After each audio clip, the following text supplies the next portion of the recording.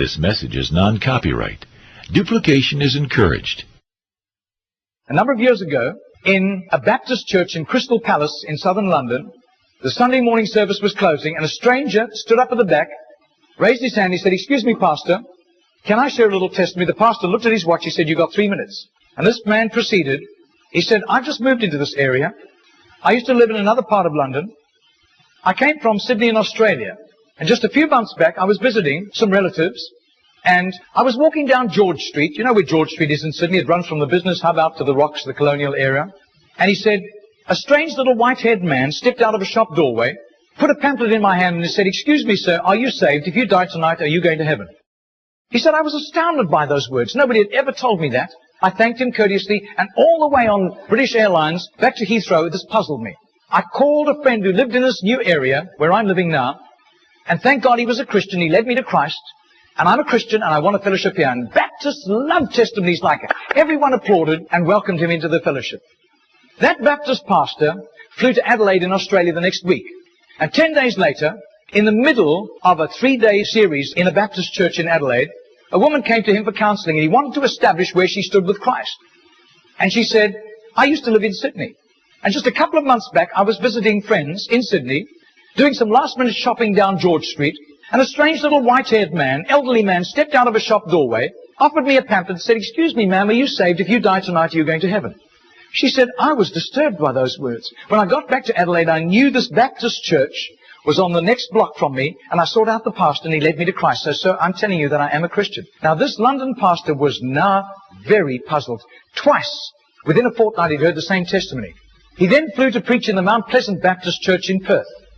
And when his teaching series was over, the senior elder of that church took him out for a meal. And he said, "Mate, how'd you get saved?" He said, "I grew up in this church from the age of 15 through Boys Brigade. Never made a commitment to Jesus, just hopped on the bandwagon like everybody else. And because of my business ability, grew up to a place of influence. I was on a business outing in Sydney just 3 years ago, and an obnoxious, spiteful little man stepped out of a shop doorway, offered me a religious pamphlet, cheap junk, and accosted me with a question. 'Excuse me, sir, are you saved? If you die tonight, are you going to heaven?' He said, I tried to tell him I was a Baptist elder. He wouldn't listen to me. He said, I was seething with anger all the way home on Qantas to Perth. He said, I told my pastor thinking he would sympathize with me, and my pastor agreed. He had been disturbed for years, knowing that I didn't have a relationship with Jesus, and he was right. And my pastor led me to Jesus just 3 years ago." Now, this London preacher flew back to the UK and was speaking at the Keswick Convention in the Lake District. And he threw in these 3 testimonies. At the close of his teaching session, 4 elderly pastors came up and said, "We got saved between 25 and 35 years ago, respectively, through that little man on George Street giving us a tract and asking us that question." He then flew the following week to a similar Keswick Convention in the Caribbean, to missionaries. And he shared the testimonies. At the close of his teaching session, 3 missionaries came up and said, "We got saved between 15 and 25 years ago, respectively, through that little man's testimony and asking us that same question on George Street in Sydney." Coming back to London, he stopped outside Atlanta, Georgia, to speak at a naval chaplains convention. And when his 3 days of revving these naval chaplains up, over 1,000 of them, in soul winning, the chaplain general took him out for a meal. And he said, "How did you become a Christian?" He said, "Well, it was miraculous. I was a rating on a United States battleship, and I lived a reprobate life. We were doing exercises in the South Pacific, and we docked in Sydney Harbour for replenishments. We hit King's Cross with a vengeance. I got blind drunk. I got on the wrong bus, got off in George Street, and as I got off the bus, I thought it was a ghost. This elderly white-haired man jumped in front of me, pushed a pamphlet in my hand and said, 'Sailor, are you saved? If you die tonight, you're going to heaven.' He said, the fear of God hit me immediately. I was shocked sober and ran back to the battleship, sought out the chaplain. The chaplain led me to Christ, and I soon began to prepare for the ministry under his guidance, and here I am in charge of over 1,000 chaplains, and we're bent on soul winning today." That London preacher, 6 months later, flew to do a convention for 5,000 Indian missionaries in a remote corner of northeastern India, and at the end, the Indian missionary in charge, a humble little man, took him home to his humble little home for a simple meal. And he said, "How did you, as a Hindu, come to Christ?" He said, "I was in a very privileged position. I worked for the Indian diplomatic mission. And I travel the world, and I am so glad for the forgiveness of Christ and His blood covering my sin, because I'd be very embarrassed if people found out what I got into. He said, one bout of diplomatic service took me to Sydney. And I was doing some last-minute shopping laden with parcels of toys and clothing for my children, walking down George Street. And this courteous little white-haired man stepped out in front of me, offered me a pamphlet, and said, "Excuse me, sir, are you saved? If you die tonight, are you going to heaven?" He said, I thanked him very much, but this disturbed me. I got back to my town, I sought out the Hindu priest, and he couldn't help me. But he gave me some advice. He said, just to satisfy your curious mind, nothing else, go and talk to the missionary in the mission house at the end of the road. And that was fatal advice. He said, because that day the missionary led me to Christ. I quit Hinduism immediately and then began to study for the ministry. I left the diplomatic service, and here I am, by God's grace, in charge of all these missionaries, and we are winning hundreds of thousands of people to Christ.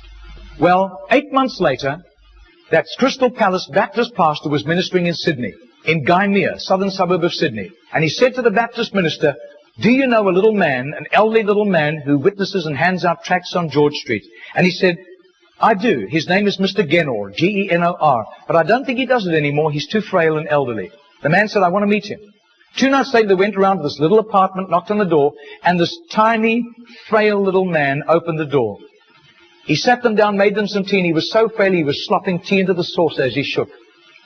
And as he sat with them, this London preacher told him all these accounts over the previous 3 years. This little man sat with tears running down his cheeks. He said, my story goes like this. He said, I was a rating on an Australian warship, and I lived a reprobate life, and in a crisis, I really hit the wall, and one of my colleagues, whom I gave literal hell, was there to help me. He led me to Jesus, and the change in my life was night to day in 24 hours. And I was so grateful to God. I promised God that I would share Jesus in a simple witness with at least 10 people a day, as God gave me strength. Sometimes I was ill, I couldn't do it, but I made up for it for other times. I wasn't paranoid about it, but I have done this for over 40 years, and in my retirement years, the best place was on George Street. There were hundreds of people. I got lots of rejections. But a lot of people courteously took the tracts. And he said, in 40 years of doing this, I've never heard of one single person coming to Jesus until today. Do you know, I would say that has to be commitment. That has to be just sheer gratitude and love for Jesus to do that, not hearing of any results. Margarita did a little count.